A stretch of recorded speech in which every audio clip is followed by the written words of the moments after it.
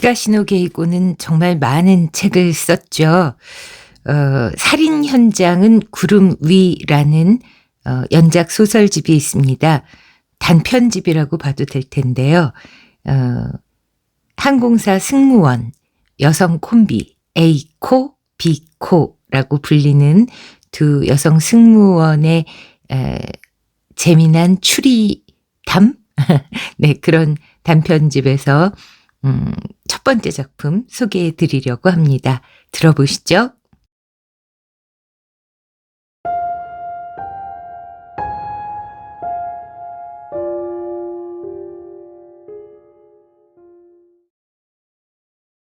히가시노 게이고 K호텔 살인의 밤.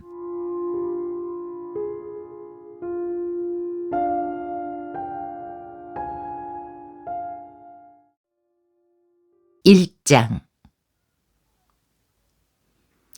9월 21일 가고시마에서 묵는 날.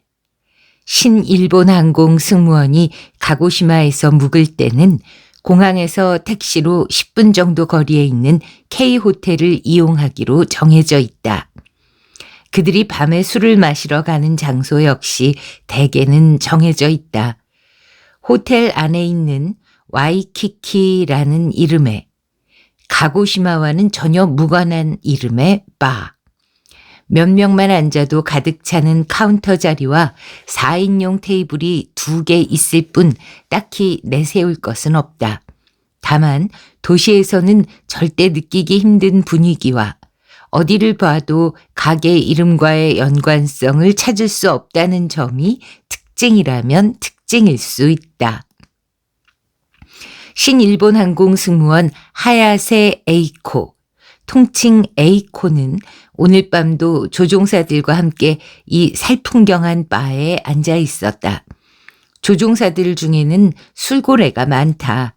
그만큼 스트레스가 많은 직업이라는 뜻일까? 살이나 좀 빠졌으면 좋겠다.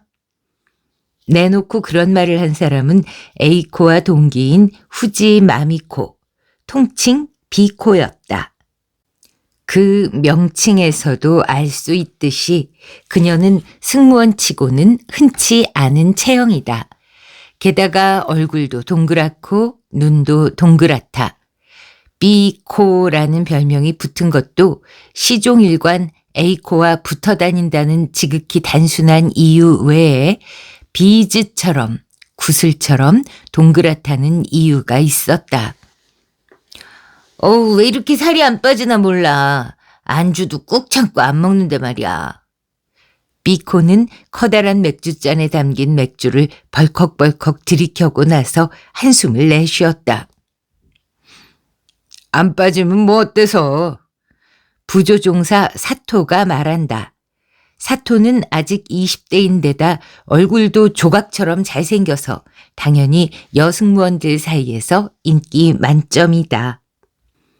무리해서 뺄 필요 없어. 하지만 에이코처럼 무리하지 않아도 살 안 찌는 사람도 있잖아. 세상 참 불공평하다니까. 어머, 나는 위아수라서 그런 거지. 에이코가 조심스럽게 말했다. 실제로 그녀는 살이 찌지 않는다. 아무리 먹어도 얼굴이 갸름할 뿐 둥그레지는 법이 없어서 힘들이지 않아도 늘 고전적인 미인형을 유지하고 있다.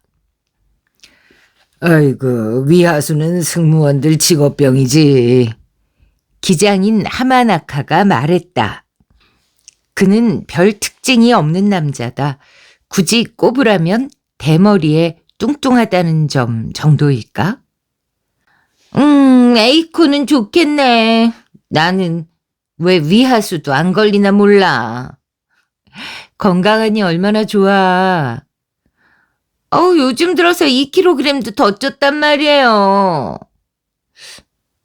그래서 그런가? 하마나카가 정색하며 고개를 갸우뚱했다. 오늘따라 이상하게 기체가 자꾸 옆으로 기울더란 말이지. 신일본 항공 여승무원 중에서 98기생인 AB 콤비 하면 사내에서 모르는 이가 없었다. 하지만 그 둘은 유명한 이유가 서로 다르다. 그냥 다른 정도가 아니라 하늘과 땅, 해와 별, 석탄과 다이아몬드만큼이나 다르다. 우선 에이코는 입사시험 때 경력사항으로 시험관들을 깜짝 놀라게 했다. 이력서에 도쿄대학 중퇴라고 쓰여 있었던 것이다. 그리고 시험 성적으로 또 한 번 놀라게 했다. 1차 시험에서 최종 면접까지 단연 톱으로 통과했기 때문이다. 당연히 훈련 과정도 수석으로 졸업했고 정식 승무원이 된 후로도 조종사들의 신뢰가 두터워 그녀라면 무슨 일을 시켜도 걱정 없다는 얘기가 사내에서 정설처럼 통했다. 그렇다고 그녀가 나서서 일을 해내는 스타일은 아니다. 평소에는 오히려 말이 없고 얌전한 편이다. 남들 뒤에 가만히 있어서 눈에 잘 띄지 않지만 돌연 갑자기 큰일을 해내곤 한다. 한편 비코 역시 시험관을 놀라게 했었다. 수험표에 붙어있던 사진이 실제 얼굴과 너무 달랐던 것이 첫 번째였다. 그 뛰어난 보정 기술과 무슨 수를 써서라도 합격하겠다는 집념에 시험관이 감동했다는 뒷얘기마저 있었다. 입사시험에서는 1차에서 면접까지 전부 아슬아슬하게 턱걸이로 통과하는 묘기를 보여주었다. 당시에 면접 담당자였던 사람이 나중에 전한 바에 따르면 그 동그란 눈으로 노려보니 마치 뭐에 쓰인 듯이 합격 도장을 찍지 않을 수 없었다고 한다. 비코는 훈련 과정도 꼴찌로 졸업했다. 그런데도 그녀는 좀처럼 낙담하는 법이 없었다. 심지어 몇 년 전에 텔레비전에서 방영한 승무원 훈련생 드라마를 떠올리며 그런 멍청한 여자도 승무원이 됐는데 나야 무조건 합격이지 하고 생각했다고 하니 이만저만 낙관적인 성격이 아니다. 정식 승무원이 되고 나서는 B코에게는 반드시 A코를 붙인다라는 이론이 사내의 정설로 되어 있었다. 물론 본인은 그 사실을 모른다. 이런 식으로 하나에서 10까지 정반대인 두 사람이지만 신기할 정도로 호흡이 잘 맞아 동료일 뿐 아니라 한 아파트에 사는 룸메이트이기도 하다. 서로의 결점을 보완해 준다고까지 말하기는 어렵겠지만 서로에게 부족한 면을 피차가 원하고 있다고나 할까? 아무튼 오늘 밤은 두 사람이 나란히 가고시마에서 묵게 되었다. 그 남자가 들어온 것은 넷이 술을 마시면서 싱거운 얘기를 나누고 있을 때였다. 그들 외에는 카운터 자리에 손님 둘이 있을 뿐이었다. 네 사람을 발견한 남자가 반색하며 다가왔다. 아까는 고마웠습니다.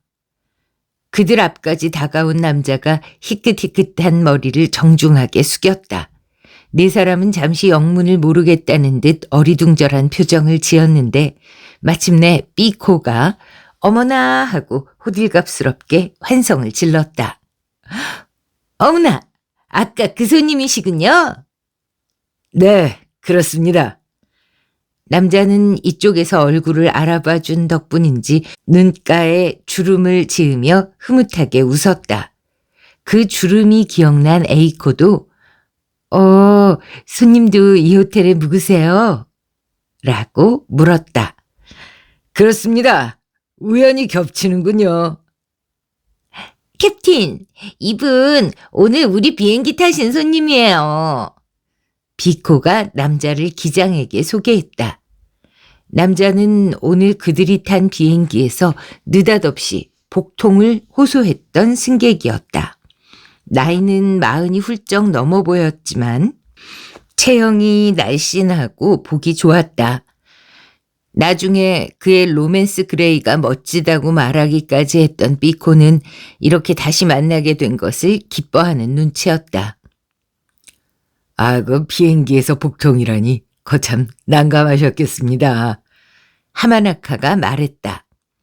아닙니다. 두 승무원께서 잘 대처해 주신 덕분에 깔끔하게 나왔습니다. 남자가 자신의 배를 툭툭 두드렸다. 같이 한잔 하시죠 하면서 하마나카가 옆에 있는 의자를 권했을 때 카운터에서 전화벨이 울렸다. 빨간 조끼를 입은 웨이터가 수화기를 들더니 잠시 후 혼마 씨 계십니까 하고 말을 둘러보았다. 그러자 의자에 앉으려던 남자가 아 접니다 라고 대답하며 카운터 쪽으로 갔다. 그래서 에이코는 손님의 성이 혼마라는 걸 알게 되었다. 혼마는 잠깐 전화통화를 한 뒤 웨이터에게 뭐라고 한두 마디 하더니 다시 테이블로 돌아왔다. 아이고, 마누라가 호텔에 도착하자마자 컨디션이 좋지 않다면서 침대에 들어누웠지 뭡니까. 저는 비행기에서 복통을 일으키고 마누라는 오자마자 들어눕고 어쩔 수 없이 나이를 먹나 봅니다. 다행히 좀 나아졌는지 먹을 걸 부탁하는군요.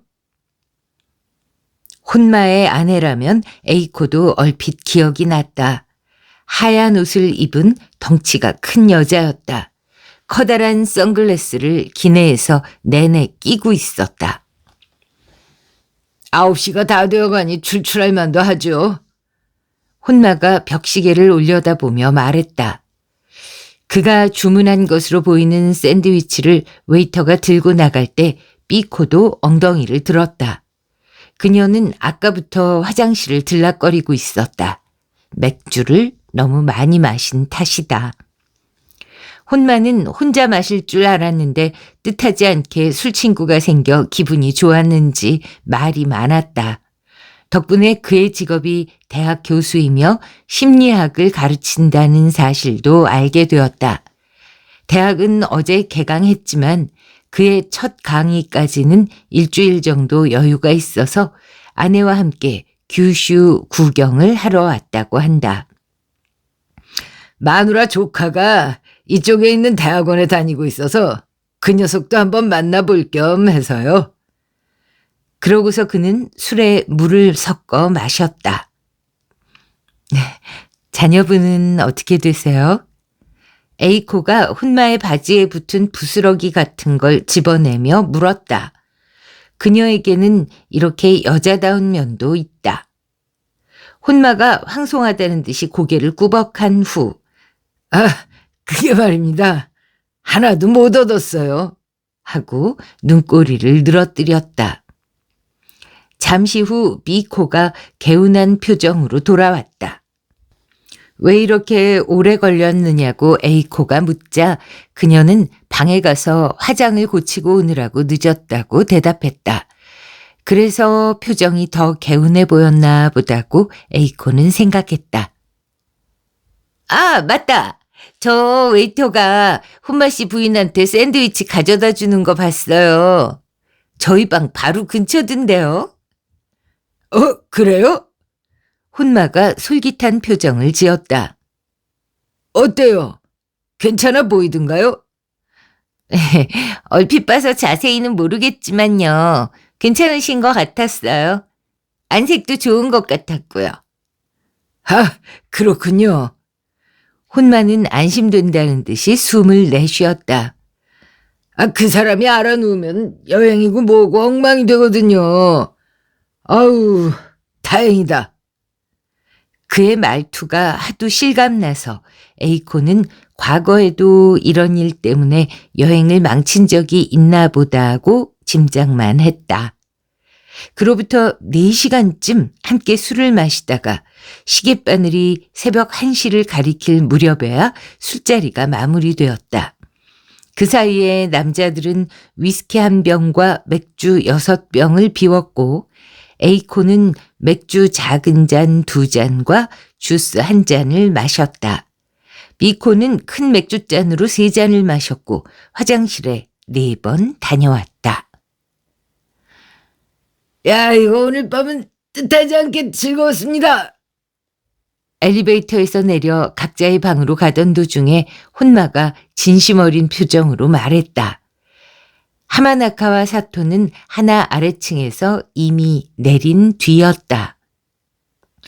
덕분에 잠이 잘 올 것 같아요. 감사합니다.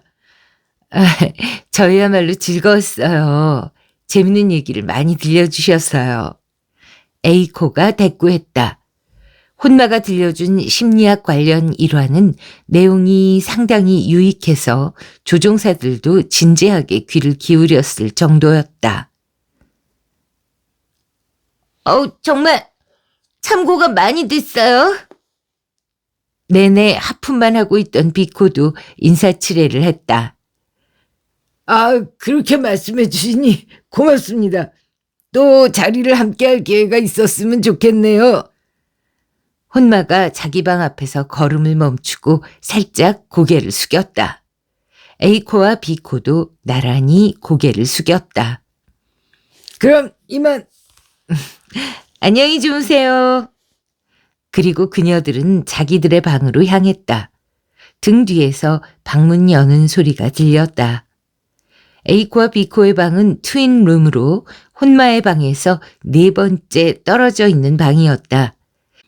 비코가 열쇠로 방문을 열려고 하는데 시간이 조금 걸렸다. 그때 느닷없이 커다란 외침이 들려왔다. 에이코는 그 소리가 뭐라고 하는지 정확히 알아들을 수는 없었지만 혼마의 목소리라는 사실만은 알 수 있었다. 그의 방문이 반쯤 열려 있었다. 에이코와 비코는 망설일 겨를도 없이 그쪽으로 허둥지둥 달려갔다. 2장 그러니까 가고시마 현경의 모치즈키 형사가 두 사람의 얼굴을 번갈아 보며 말했다.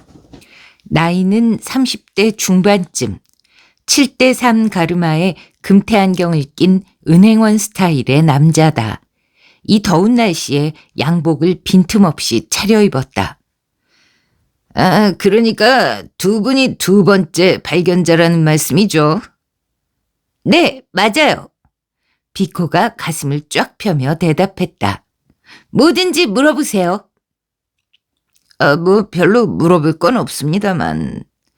모치즈키는 조그맣게 중얼거리듯 대답하고 나서 두 사람에게 혼마와의 관계를 물었다. 에이코는 혼마를 알게 된 경위부터 함께 술을 마시게 된 일까지를 순서에 입각해서 설명했다. 그러자 그녀를 바라보는 형사의 눈빛이 달라졌다. 오, 승무원이세요? 그렇군요. 어쩐지. 저도 승무원이에요. 숨겨서 뭐 하겠어요?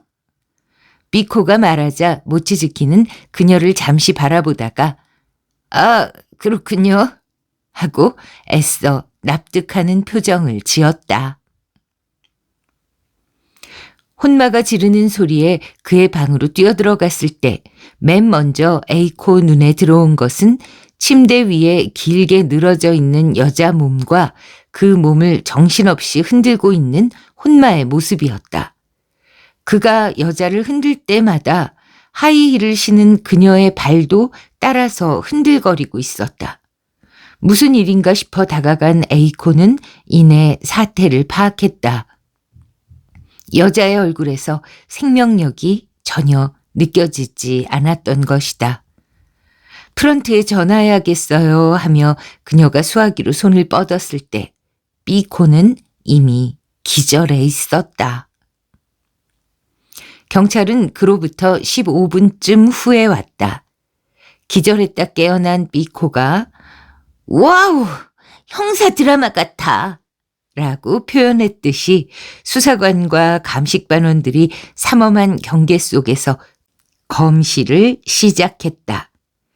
금태 안경을 낀 모치즈키 형사도 그들 중 한 명이었다.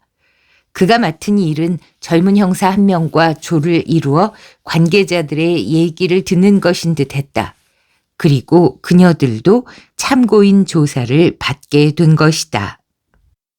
조사 장소로는 사건 현장이었던 혼마의 방 바로 옆방이 제공되었다. 그러니까 새벽 1시 조금 넘어서 혼마 씨 방 앞에서 헤어졌는데 그제 그의 비명을 듣고 달려가서 사건을 알게 됐다. 그런 얘기군요. 네. 그래서 프런트에 연락을 취하고 나서 혼마 씨하고 같이 복도에서 지배인을 기다렸고 지배인이 오자 상황을 설명하면서 경찰에 신고해달라고 부탁했다. 맞습니까? 맞아요. 에이코가 거침없이 대답한다. 그녀가 사건 현장을 목격한 후 곧바로 방에서 나온 이유는 가급적이면 현장을 건드리지 않는 편이 좋겠다고 판단해서였다. 틀림없나요? 모치즈키가 비코에게도 다짐하듯 물었지만 그녀는 시치미를 뗀 표정으로 전 그때 제 방에서 대기하고 있었거든요. 라고 거짓말을 했다. 말이 대기지 실은 기절해 있었다는 것이 옳은 표현이다. 그 소동 전후로 일행분들 말고 혹시 다른 사람은 보지 못했습니까? 가령 복도에서 누군가하고 스쳐 지나갔다든지요. 모치즈키가 딱히 누구에게랄 것 없이 물었다. 에이코와 비코 두 사람은 동시에 고개를 저었다. 9월의 평일은 투숙객이 많지 않은 데다 한밤중에 생긴 사건이었다. 형사도 그래요? 하긴 그럴만도 하죠. 라며 고개를 끄덕였다. 에이코가 조심스럽게 말을 꺼냈다. 혼마 씨 부인은 살해되신 걸까요? 질문을 하는 그녀는 자신의 말투가 좀 이상하다고 생각했지만 형사는 그 부자연스러움을 깨닫지 못했는지 아마도요 라고 대답했다. 사인이 뭐죠? 역시 칼 같은 데 찔린 건가요? 이번에는 비코가 물었다. 칼이라고요? 형사가 어리둥절한 표정을 지었다. 아니요. 피 같은 건 흘리지도 않았잖아요. 아, 그랬나? 사인은 질식입니다. 목이 졸렸어요. 헉 하고 비코가 소리를 질렀다. 그리고 그녀는 혀를 쑥 내밀었다. 두 사람이 조사를 받고 방에서 나와보니 복도가 남자들로 북적거리고 있었다. 그 사이를 헤치고 자신들의 방 앞에 이르자 하마나카와 사토가 졸음이 그득한 얼굴로 그녀들을 기다리고 있었다. 큰일이 벌어졌다면서? 사토가 걱정스러운 듯이 두 사람을 바라보았다. 미코는 기절했었다면서? 기절한 게 아니라 방에서 대기하고 있었단 말이에요. 미코가 뾰로통하게 대답한다. 에이코는 하마나카와 사토에게 사건의 경위를 대충 설명했다. 그럼 내일 비행에는 지장이 없겠지? 하마나카는 어디까지나 책임자로서 해야 할 말을 했다. 아마 괜찮을 거예요. 두 사람은 제3자니까 뭐 골치 아픈 일이야 생기지 않겠지만 혹시라도 또 무슨 일이 생기면 연락하도록. 알겠습니다. 에이코와 비코가 머리를 숙였다. 남자들과 헤어져 방으로 들어서는데 비코가 호들갑을 떨기 시작했다. 우와, 엄청나다. 나 그런 거 처음 봤어. 지금도 가슴이 두근거리네. 그래, 무섭더라. 에이코가 침대에 털썩 걸터앉으며 대꾸했다. 그녀도 시신을 직접 보는 건 처음이었다. 그것도 살해당한 시신이다. 지금까지는 내내 긴장하고 있어서 공포를 느낄 여유조차 없었다. 우와, 살인사건 같은 건 드라마에나 있는 줄 알았더니만 와, 진짜 있기는 있구나, 응? 좋았어. 사람들한테 얘기해줘야지. 미코는 마치 좋은 일이라도 생긴 것처럼 제잘거렸다. 조금 전까지 기절해 있던 여자로는 전혀 보이지 않는다. 하기야 이런 낙천적인 성격이 점수를 얻어 채용됐다는 소문이 있을 정도니까. 그런데 말이야. 그녀와 대조적으로 에이코는 미간을 찡그리며 골똘히 생각하는 표정을 지었다. 대체 누가 부인을 살해했을까? 형사 말로는 핸드백이 사라졌다고 하던데? 미코는 남의 말을 몰래 엿듣는데 귀신이다. 그러니 강도 아니겠어? 그런데 왜 하필이면 부인을 노렸을까? 다른 방들도 많은데 말이야. 뭐 그냥 우연이겠지. 그 부인이 운이 나빴던 거야. 미코가 너무나 쉽게 대답했다. 하지만 말이야. 에이코는 고개를 갸우뚱했다. 그 방은 트윈룸이잖아. 강도가 방에 두 사람이 있을지 모른다는 생각을 안 했을까? 그야 뭐 어디선가 줄곧 지켜보고 있었겠지? 그러다가 남편이 나가는 걸 보고 들이닥친 게 분명해.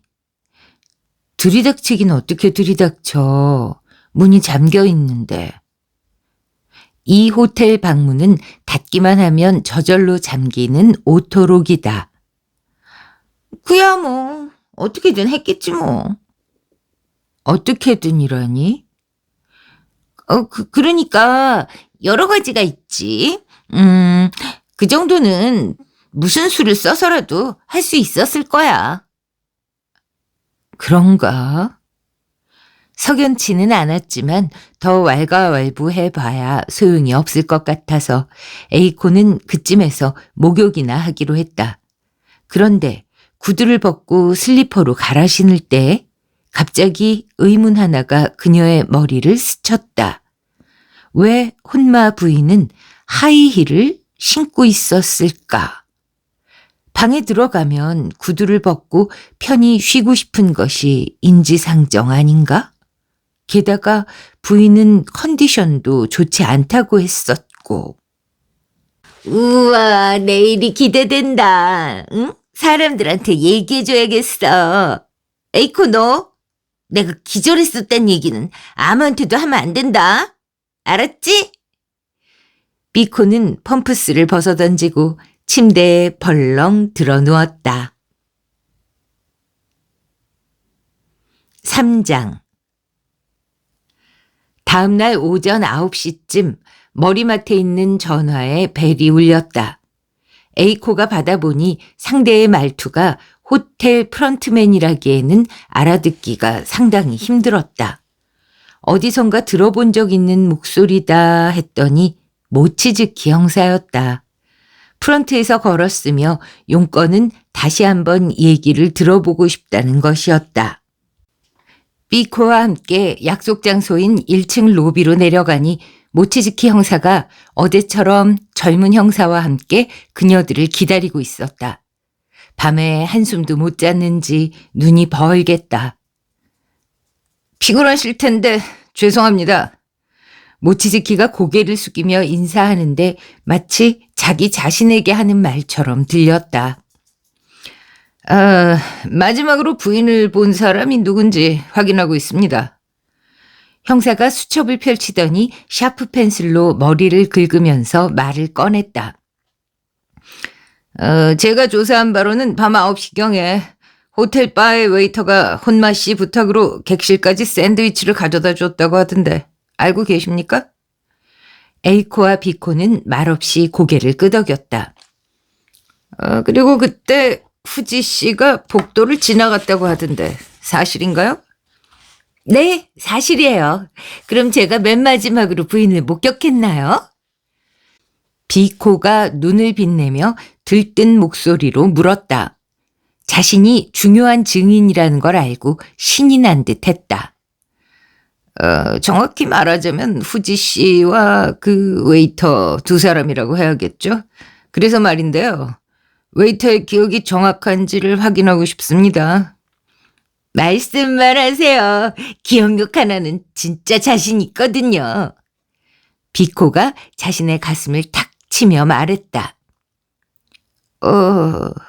형사가 잠시 복잡한 표정을 짓더니 질문을 시작했다. 우선 후지 씨가 지나갈 때 부인은 뭘 하고 있었던가요? 뭘 하고? 그러니까 샌드위치를 받았어요. 객실 입구에서요? 네, 문이 약간 열려 있었고 그 틈새로 받았던 것 같아요.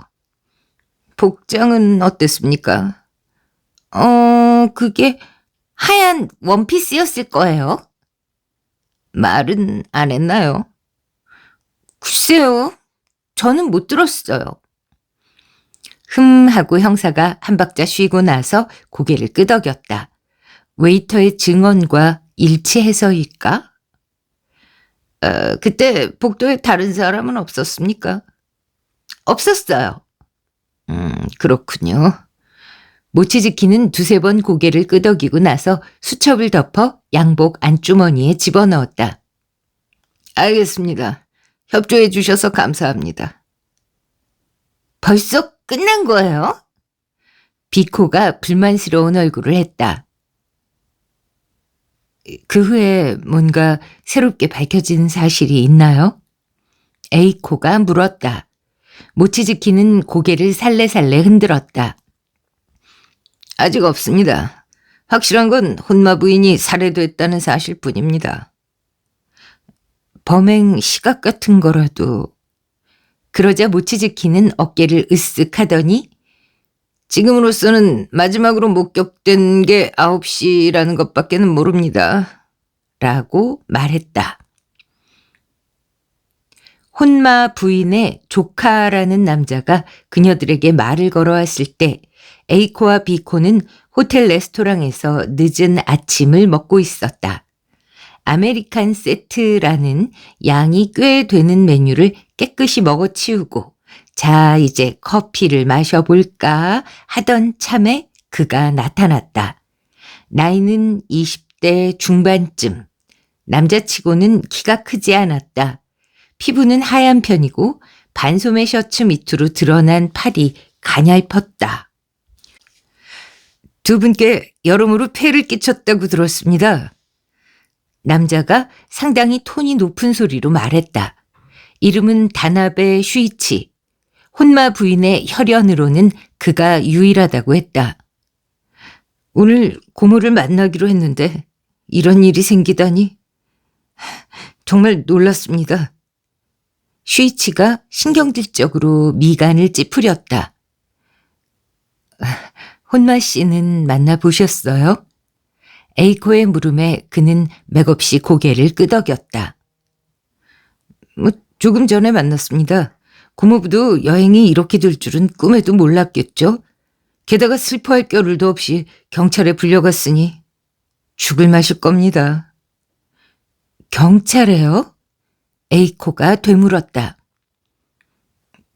다나베 씨도 경찰에 다녀오셨어요? 네, 오늘 아침 일찍 연락을 받았어요. 고모부도 거기서 만났습니다. 다나베 씨한테는 뭘 묻든가요? 비코가 호기심을 드러내며 앞으로 바짝 다가앉았다. 여러 가지요. 알리바이도 묻더군요. 슈이치가 답했다. 알리바이를요? 비코가 소리를 꽥 지르자 레스토랑 안에 있던 손님들의 눈길이 일시에 그녀에게 쏠렸다. 비코는 손바닥으로 입을 막았다. 왜 다나베 씨한테 알리바이를? 에이코가 조심스럽게 물었다. 이런 일은 아무래도 적극적으로 묻기가 꺼려진다. 그런데 슈이치는 기분이 상한 기색도 없이 차분하게 설명했다. 자세히는 모르겠지만 이 호텔은 방문이 오토락이라서 고모네 방도 100% 잠겨 있었을 거랍니다. 따라서 범인이 방에 들어가려면 안에 있던 고모가 문을 열어줘야 한다는 거죠. 다시 말해서 얼굴을 아는 사람의 범행일 가능성이 높다는 얘기입니다. 그래서 다나베 씨는 알리바이가 있나요? 비코가 물었다. 이럴 때 그녀의 무신경은 오히려 고맙기까지 하다. 9시에서 새벽 1시까지 알리바이를 대라던데 공교롭게도 9시 반 이후에 알리바이밖에 증명할 수가 없었습니다. 왜냐하면 어젯밤에는 친구 집에 갔었는데 거기 도착한 시간이 9시 반쯤이거든요. 하지만 조카를 의심하는 건 좀 심하네요. 에이코는 자신이 형사라면 이 남자를 의심하지는 않았을 거라고 생각했다. 도무지 힘이 하나도 없어 보이는 게 남의 목을 조르려다가 오히려 자기 목이 졸릴 것 같은 인상이었기 때문이다. 게다가 동기가 있어야 하잖아요. 에이코의 말에 슈이치는 살짝 씁쓸한 미소를 머금었다. 저도 그렇게 생각했습니다만 보기에 따라서는 동기가 있을 법도 하더라고요. 왜요? 거액의 생명보험이라도 들어놨나요? 비코가 그야말로 드라마에서나 나올 법한 대사를 읊었다. 슈이치는 쓴웃음을 지으면서 고개를 저었다. 고모가 죽는다고 저한테 돈이 들어오는 일은 없습니다. 그 반대라면 또 모를까요? 반대라뇨? 돈이 나가게 되나요? 아니요, 그런 말이 아니라 하긴 반대라고 하기도 좀 이상하네요. 그러니까 고모가 죽으면 저한테 돈이 들어오는 게 아니라 고모가 살아계시면 저한테서 돈이 나갑니다. 비코가 침묵한다는 것은 머릿속이 혼란스럽다는 뜻이다. 그녀 대신 에이코가 물었다. 그럼 부인이 다나베 씨의 돈을 쓰고 있었다는 말인가요? 그렇습니다. 그가 고개를 끄덕했다. 실은 저희 아버지, 그러니까 고모의 오빠가 저한테 거액의 유산을 남기고 세상을 떠나셨습니다. 그런데 유서에는 제가 어른이 돼서 제대로 한몫할 때까지는 고모가 그 유산을 관리하도록 명시가 돼 있거든요. 그래서 지금까지 줄곧 고모가 유산을 관리해 왔는데 최근에 제가 그 유산이 엄청 줄었다는 사실을 알게 됐어요. 아무래도 고모가 그 돈을 주식에 투자했던 것 같습니다. 멋대로요? 멋대로라기보다는 제가 조카였으니까요.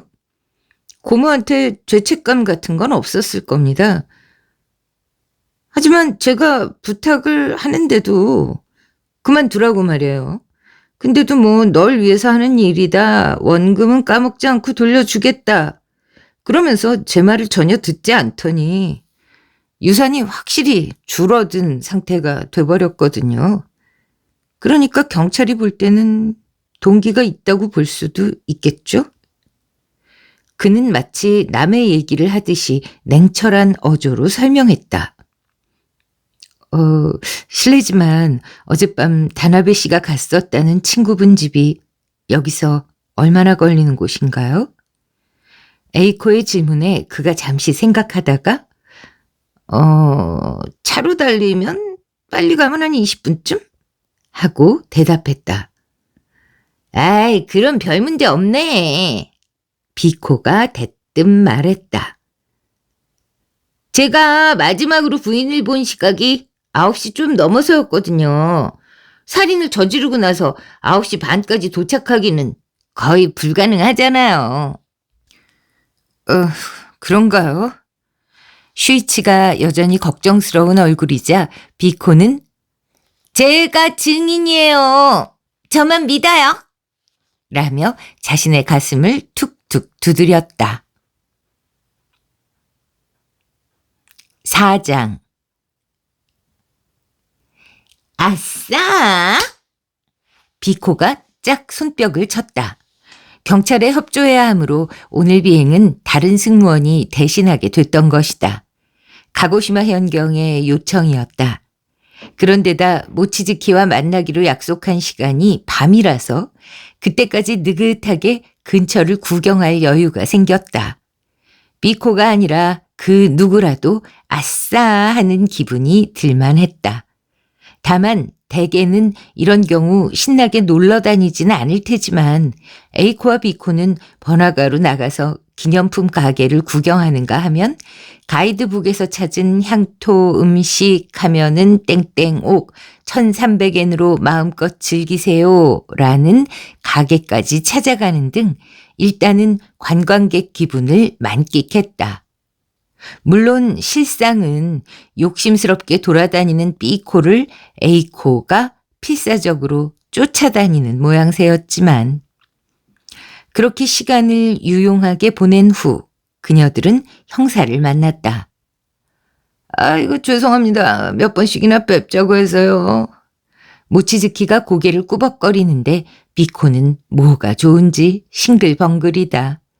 일을 안 하게 된 데다 참견쟁이 근성을 발휘할 수 있는 절호의 기회이니 그럴만도 했다. 늦은 시간까지 기다리시게 한 이유는 다름이 아니라 형사가 거드름을 피우며 말을 꺼냈다. 오전과 마찬가지로 호텔 로비에서 참고인 조사가 시작되었다. 어쩌면 레스토랑에서 할지도 몰라 하고 비코는 기대에 부풀었었지만 현실은 그만큼 달콤하지 않았다. 해부 결과가 나온 뒤에 얘기를 나누고 싶었습니다. 그건 왜죠? 에이코가 너무 가볍게 들리지 않도록 조심하며 물었다. 그건 나중에 말씀드리죠. 모치즈키가 신중한 손놀림으로 수첩을 꺼내 펼쳤다. 자, 어젯밤 두 분은 8시경부터 새벽 1시가 조금 넘어서까지 호텔 바에서 술을 마셨다고 하셨죠? 네, 두 사람이 입을 모아 대답했다. 혼마 씨는 9시 조금 전에 나타나서 자리가 끝날 때까지 동석을 했고요. 맞아요. A코가 대답하는데 B코는 알면서 왜 또 물으세요? 하고 반문을 했다. 모치즈키는 헛기침을 한번 했다. 그래서 말인데요. 혼마 씨는 처음부터 끝까지 한 번도 자리를 비우지 않았습니까? 아니면 자리를 뜬 적이 있었나요? 글쎄요. 기억이 잘 안 나는데요. 저는 기억해요. 콧구멍을 벌름거리며 비코가 나섰다. 그녀는 자신만만할 때 그런 얼굴이 된다. 혼마 씨는요, 한 번도 자리를 뜨지 않았어요. 제가 화장실에 자주 갔기 때문에 혼마 씨가 한 번도 가지 않는 거를 이상하게 생각했었거든요. 무엇이 기억을 뒷받침할지 아무도 알 수 없다는 말을 증명이라도 하듯 그녀가 말했다. 그러나 모치즈키는 납득을 못하는 눈치였다. 정말입니까? 가령 9시 반이나 10시경에 아주 잠깐이라도 자리를 비운 적이 없었나요? 그가 재차 물었지만 비코는 없어요. 제가 확실히 기억해요. 라고 자신있게 대답했다. 그래요? 모치즈키의 어깨에서 힘이 빠지는 걸 느낀 에이코가 그의 얼굴을 올려다보며 물었다. 저 혹시 혼마 씨를 의심하고 계신가요? 모치즈키는 그녀의 눈을 바라보며 네라고 대답했다. 분명하게 말씀드리자면 그를 의심하고 있습니다.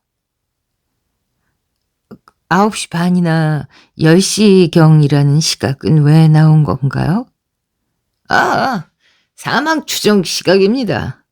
해부 결과 윗속에 소화되지 않은 샌드위치가 남아 있었습니다. 그걸 조사해 봤더니 먹은 지 약 30분이 경과했더군요. 그럼 아니에요. 비코가 딱 잘라 말했다. 혼마 씨한테는 알리바이가 있잖아요. 그래서 말인데 형사가 매달리는 듯한 눈빛으로 그녀들을 바라보았다. 다시 한 번만 잘 생각해 봐 주세요. 정말 한 번도 자리를 뜨지 않았습니까? 동기가 뭐라고 생각하세요? 에이코가 형사의 질문을 무시하고 되물었다. 다나베 슈이치 씨를 의심하는 이유는 듣긴 했는데요. 들으신 대로입니다. 혼마 부인은 다나베 씨의 유산만 주식에 투자한 게 아니라 본인이 아버지한테 물려받았던 재산도 전부 주식에 쏟아부었습니다. 그거야 자기 돈을 쓴 거니까 할 말은 없지만 혼마 씨 입장에서야 부인이 자기 돈까지 다 써서 없애기 전에 어떻게든 손을 쓰고 싶었을 겁니다. 하지만 알리바이가 있잖아요. 비코는 집요했다. 그리고 에이코도 떠오르는 생각이 있었다. 사망 추정 시각이 9시 반에서 10시 사이라면 다나베 씨도 알리바이가 성립하네요. 그렇습니다. 모치즈키가 한숨을 쉬었다. 그쪽도 완벽하죠. 그럼 답이 없네. 비코가 얄밉게 중얼거렸지만 형사는 그녀를 힐끔 보고 말았다. 수사 방법이 틀렸어. 잠옷 차림으로 침대에 책상 다리를 하고 앉아 헤어드라이어로 윙윙 머리를 말리던 비코가 내뱉었다. 그리고 틈틈이 포테이토칩 봉지로 손을 뻗는 그녀를 보며 살이 좀 빠졌으면 좋겠다고 말했던 사람이 누구더라 하고 에이코는 중얼거렸다. 애당초 얼굴을 아는 사람 범행이라고 단정 짓는 게 이상하지 않니? 핸드백이 없어졌다는데 말이야. 그건 범인이 위장한 걸 수도 있어. 그럴지도 모른다. 그게 전부잖아. 비코는 약간 흥분해 있었다. 에이코가 보기에는 그 이유가 불보듯 뻔했다. 희끗희끗한 머리가 매력적인 혼마 씨나 꽃미남 다나베 씨나 둘 다 그녀 취향이기 때문일 것이다. 하지만 아는 사람이 아니라면 방에 들어갈 방법이 없잖아. 그러니까 그건 어떻게든 했다니까. 어젯밤과 똑같은 대화가 오갔다. 비코는 자신이 불리해지면 어떻게든 했다라든가 방법은 여러 가지가 있다라든가 이런 애매한 표현을 즐겨 쓴다. 어쨌든 수사는 원점으로 돌아갔네. 포테이토칩을 와삭 깨물며 비코가 말했다. 포테이토칩 부스러기가 침대에 떨어졌다. 참 칠칠치 못하게. 에이코가 얼굴을 찡그리자 비코는 뭘 이런 걸 가지고 그래 하며 손바닥으로 침대를 쓱 털어냈다. 그 바람에 자잘한 포테이토칩 파편이 방바닥 여기저기에 흩어졌다. 그 순간 에이코의 머릿속에 뭔가 걸리는 게 있었다. 그건 마치 어금니 사이에 생선 가시가 박혔을 때의 감각과 비슷했다. 혀끝에 다 금방이라도 빠질 듯 하지만 빠지지 않는 느낌. 끈질긴 가시는 이쑤시개로 쑤셔도 빠지지 않고 불쾌감만 커진다. 왜 그래, 에이코? 배라도 아픈 거야? 고민이라고는 해본 적이 거의 없는 비코는 사람이 생각에 빠지면 얼굴을 찡그릴 때가 있다는 걸 잘 모른다. 부탁인데 좀 조용히 해봐. 에이코는 베개를 부둥켜 안고 필사적으로 머릿속을 정리했다. 포테이토칩 부스러기, 파편, 빵 부스러기? 그녀가 따분한 표정으로 앉아있는 비코에게 물었다. 있잖아, 네가 마지막으로 봤을 때 그 부인이 안경을 끼고 있든? 안경? 비코는 천장을 향해 눈을 치켜뜨고 잠시 생각하다가 맞아. 안경을 끼고 있었어. 되게 커다란 안경. 에이코는 그 말을 듣고 전화기로 달려갔다. 머릿속에 걸려있던 무언가가 스르륵 풀리는 느낌이었다. 5장. 다음 날 아침 K호텔 레스토랑. 혼마가 옅은 회색 양복을 입은 채 아침을 먹고 있었다. 그가 에이코와 비코를 알아보고 손을 살짝 들었다. 둘은 그의 맞은편 자리에 앉았다. 이번 일로 폐를 끼쳐서 죄송합니다. 그가 굳이 의자에서 일어나 고개를 숙였다. 무슨 말씀을요? 혼마 씨야말로 정말 큰일을 당하셨어요. 에이코의 말에 그는 아, 예 하면서 피곤에 절어있는 얼굴에 미소를 떠올렸다. 슬퍼할 틈도 없어요. 오늘도 이제부터 집에 돌아가서 해야 할 일이 잔뜩 쌓였어요. 그럼 저희 비행기 타시겠네요. 저희도 오늘부터 비행해야 하거든요. 비코의 말에 혼마가 기쁘다는 표정을 지었다. 그거 잘 됐네요. 혼자 가려니 마음이 무거웠는데 말입니다. 서비스 제대로 해드릴게요. 비코가 오해를 살 법한 말을 했다. 그런데 하나 여쭤봐도 될까요? 에이코가 그의 눈치를 살피며 말했다. 부인께서 눈이 안 좋으신가요? 가령 근시라든지? 아니요. 혼마가 고개를 저었다. 눈이 좋은 편이었어요. 아직 노안이 올 나이도 아니었고요. 그런데 그건 왜 물으십니까? 별일 아니에요. 에이코도 고개를 저었다. 그냥 좀 궁금해서요. 부인이 안경을 쓴 채로 쓰러져 계셨잖아요. 방 안에선 선글라스를 끼고 계셨을 것 같지 않은데 말이죠. 그 순간 에이코가 보기에는 혼마의 눈이 날카롭게 빛난 것 같았다. 뭐 어쩌면 기분 탓일지도 모르지만 아무튼 그는 이내 평온한 표정으로 돌아왔다. 말씀을 듣고 보니 그렇긴 하군요. 하지만 아내는 멋으로 쓰는 안경을 좋아했어요. 집에서도 내내 쓰고 있었답니다. 그래요? 하긴 뭐 그런 사람도 있을지 모르겠네요. 에이코가 고개를 끄덕였다. 이윽고 그녀들이 일어서야 할 시간이 되었다. 그럼 저희는 먼저 실례하겠습니다. 에이코가 혼마에게 인사했다. 혼마도 비행기 안에서 다시 뵙죠라고 웃는 얼굴로 대답했다. 가고시마 공항에 도착해 보니 모치즈키가 미리 와서 그녀들을 기다리고 있었다. 처음 만났을 때에 비해 머리가 부스스한 데다 피곤한 기색도 역력했다. 그런데도 안색은 나쁘지 않았다. 어젯밤 말씀하신 일로 공항 주변 가게를 샅샅이 뒤졌지만 찾을 수가 없었습니다. 그래서 방금 도쿄 쪽을 조사해달라고 부탁한 참입니다. 출발 전까지 찾아낼 수 있겠어요? 도쿄가 얼마나 넓은데? 비코가 의심스럽다는 듯이 물었다. 찾아내도록 해야죠. 모치즈키는 힘주어 고개를 끄덕였다. 승무원들은 출발 1시간 전까지 준비를 마쳐야 한다.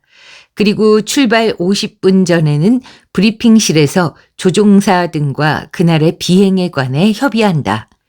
그러고 나서 기내에 탑승하는데 대개 30분 전까지는 탑승을 해서 객실을 점검하도록 되어 있다. 출발 전까지 찾아낼 수 있을까? 독서 등을 체크하면서 비코가 걱정스럽게 말했다.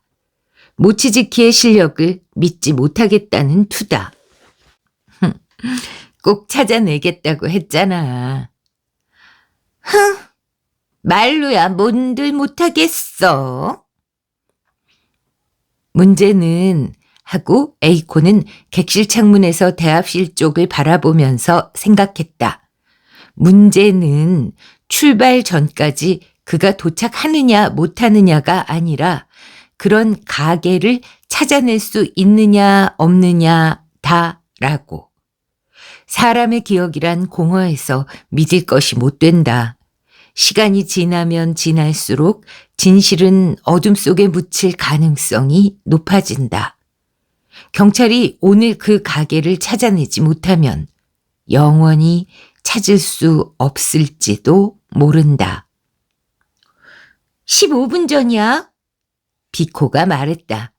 승객이 탑승할 시각이다. 에이코는 트랩 위에 서서 다소 긴장한 자세로 탑승객을 기다렸다. 여름방학이 끝난 직후에는 늘 그렇듯 손님이 적었다. 대부분이 양복을 차려입은 비즈니스맨이다. 그들은 비행기에도 승무원에게도 익숙하다. 여름 관광객 중에는 같이 사진을 찍자고 하는 노인도 종종 있지만 업무차 도쿄와 가고시마를 오가는 비즈니스맨들은 기내에서 서류를 얼마나 많이 훑어볼 수 있느냐만 관심사일 뿐이다. 승무원의 모습 따위도 안중에 없다. 하나같이 피곤해 보이는 남자 손님을 대부분 맞아들였을 때 그때였다. 대합실 쪽에서 천천히 탑승구로 걸어오는 남자 하나가 에이코의 시야에 들어왔다. 남자 쪽에서도 그녀를 봤는지 살짝 손을 드는 것 같았다. 그 남자가 혼마라는 걸 알았을 때 에이코는 크게 실망했다. 역시 찾지 못한 걸까? 아니면 혼마 씨가 애초에 범인이 아니었을까?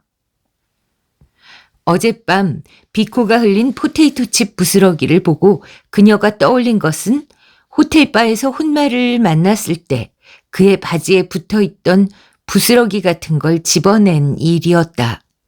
그때는 아무 생각이 없었지만 곰곰이 돌이켜보니 그건 틀림없는 빵 부스러기였다. 그가 빵 부스러기를 옷에 붙인 채 바에 나타났던 것이다. 그렇다면 그의 바지에 왜 빵 부스러기가 붙어 있었을까? 상식적으로 생각하면 그가 바에 오기 전에 빵을 먹었기 때문일 것이다. 그럼 그는 혼자서만 빵을 먹었을까? 그의 부인은 컨디션이 좋지 않아서 혼자만 빵을 안 먹었던 걸까? 그때부터 에이코의 머리가 바쁘게 돌아가기 시작했다. 혼마 부인의 위 속에는 미처 소화되지 않은 샌드위치가 남아 있었다고 했는데 그것이 반드시 웨이터가 가져다 준 것이라는 근거는 없지 않을까? 따로 준비해둔 샌드위치를 미리 먹인 후에 살해했다고 생각할 수도 있는 건 아닐까? 가령 이런 가설이었다. 호텔에 도착하고 얼마 안 있어. 그러니까 8시가 간 넘었을 즈음 혼마는 준비해온 샌드위치를 부인과 함께 먹는다. 그리고 30분쯤 지난 후 부인을 살해한다. 그래서 부인은 하이힐을 벗고 편히 쉴 틈도 없이 살해당한다. 혼마는 범행 후 호텔 바로 내려와 알리바이를 만든 다음 샌드위치를 방으로 배달시킨다. 그걸로 자신의 결백을 증명하려는 것이다. 우리가 혼마의 알리바이를 조작하는 데 이용되었는지도 몰라 하고 에이코는 생각했다. 돌이켜보면 비행기 안에서 복통을 일으켰던 사람이 한밤중까지 술을 마신다는 것도 부자연스러웠다. 아마도 그 복통은 승무원들에게 자기 자신을 각인시키기 위한 포석이었을 수 있다. 그리고 그는 와이키키라는 이름의 그 촌스런 술집이 에이코를 비롯한 신일본 항공 승무원들의 단골바라는 사실도 이미 알고 있었음에 틀림없다. 그래서 거기에 가면 알리바이를 증명해 줄 사람들이 기다리고 있다는 사실까지도 알고 있었던 것이다. 혼마가 알듯 말듯한 미소를 지으며 트랩에 올라섰다. 하지만 에이코의 추리에도 문제는 있었다. 와이키키로 부인이 전화를 걸어왔다는 점, 그리고 웨이터가 가져간 샌드위치를 그녀가 직접 받았다는 점 말이다. 하지만 그건 대역을 쓰면 불가능한 일도 아니다. 게다가 부인이 커다란 안경을 끼고 있었으니 가발까지 썼다면 처음 보는 사람은 눈치채지 못했을 것이다. 한밤중이었지만 전화로 이런 얘기를 들려주자 모치즈키의 목소리가 밝아졌었다. 그럼 내일이라도 체포하는 건가요? 에이코가 묻자 그는 알 수 없다고 대답했다. 추리로는 성립을 하는데요. 증거가 없잖아요. 물증이 없는 한 그의 알리바이를 무너뜨리기가 쉽지는 않습니다. 그럼 범인을 빤히 보면서 놓치겠다는 건가요? 그렇지는 않습니다. 만일 하야세 씨의 추리가 맞다면 혼마 씨 또는 혼마 씨 부인이 어디선가 샌드위치를 샀을 테니까 그 가게를 찾아내기만 하면 됩니다. 찾아낼 수 있을까요? 찾아내겠습니다. 모치즈키가 단언했다.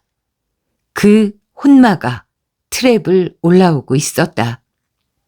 만일 혼마가 샌드위치를 산 가게를 찾아냈다면 모치즈키가 이 공항에서 그를 이미 체포했을 것이다. 그러나 혼마는 에이코의 눈앞에 있었다. 모치즈키가 그 가게를 찾아내지 못한 것이다. 혼마가 에이코 앞에 와서 섰다. 잘 부탁합니다. 나이에 비해 하얀 이를 드러내며 혼마가 말했다. 직업상 그녀도 반사적으로 미소를 지었다. 하지만 다음 순간 그 미소는 마치 태엽 인형이 망가지듯이 부자연스럽게 정지되고 말았다. 혼마를 올려다보던 에이코의 눈 가장자리로 차 한 대가 들어오고 있었다. 하얀 오픈카로 운전대를 잡고 있는 사람은 틀림없는 모치즈키였다. 그리고 그 뒷자리에 젊은 형사에게 붙들린 채 앉아있는 사람은 조카라던 다나베 슈이치였다. 에이코는 순간적으로 사태를 파악했다. 가게를 찾아낸 것이다.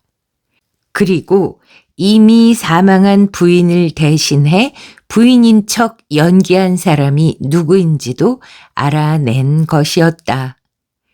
그렇구나. 어깨가 좁고 목소리 톤이 높은 그였다면 가능했을 것이다. 공통의 동기가 있는 두 사람이 공모해서 부인을 살해했다. 그것이 가장 납득할 만한 해석이었다. 에이코가 다시 혼마를 향해 미소 지었다. 손님? 그가 살짝 고개를 기울였다. 에이코는 재빨리 심호흡을 한 후 그의 등 뒤를 손바닥으로 가리켰다. 손님께서 탑승하실 비행기는 저쪽입니다.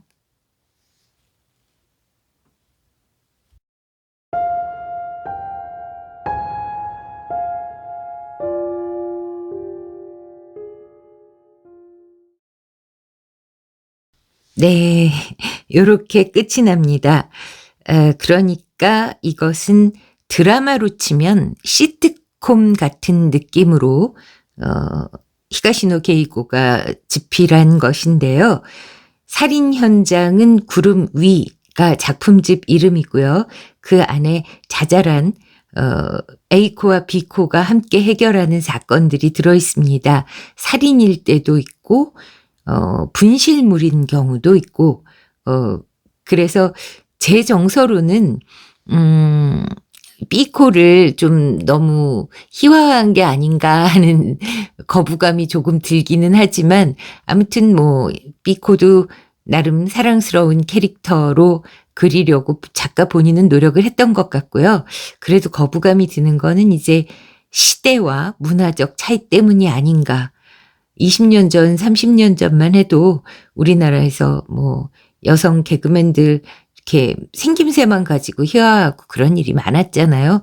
이제 그런 걸 자연스럽게 드렸던 시대에 쓰여진 소설이라 그런 것 같으니까 그 부분만 좀 양해를 해주시면요. 이제 차분하고 이제 완벽한 여성이죠. 뭐 도쿄 대학을 다니다가 중퇴하고 스튜어디스가 된 너무나 똑똑하고 완벽한 그러나 차분하고 나서는 걸 싫어하는 에이코와 나서는 거 좋아하고 긍정적이고 낙천적이고 그런데 살짝 무신경하기까지 한 귀엽고 자신만만한 삐코 이 두 승무원 들의 이 추리물 굉장히 가볍고 재미있는 터치로 썼거든요. 그래서 몇 편 계속 소개해 드릴까 합니다. 네, 재밌게 들으셨다면 좋아요 눌러주시고요. 구독 뭐 처음 들으셨다면 구독도 부탁드리고요. 댓글, 좋아요, 구독, 알림 설정, 공유, 그리고 하이프, 또 쇼핑도 부탁드립니다. 대개 쿠팡 제품이 제일 많고요. 그 외에도 많은 쇼핑몰들이 있습니다. 여러분들께서 직접 사고 싶었던 물건, 안잡이 채널에 있는 제품 링크 타고 그 쇼핑몰로 가서 구입하시면요. 알고리즘이 기가 막히게 알고 안잡이 채널 타고 왔군 하고 안잡이 수고했다 하고 저한테 수수료를 나누어 주거든요. 네, 여러분들이 구입하신 목록을 보는 재미도 쏠쏠하다는 말씀 드렸었죠. 네, 어차피 하실 쇼핑이라면 안잡이를 도와준다는 마음으로 네, 요 제품 링크 타고 들어가서 구매해 주시기를 부탁드립니다. 네, 그러면 물러가겠습니다. 감사합니다. 다음 편에서 또 만나 뵐게요.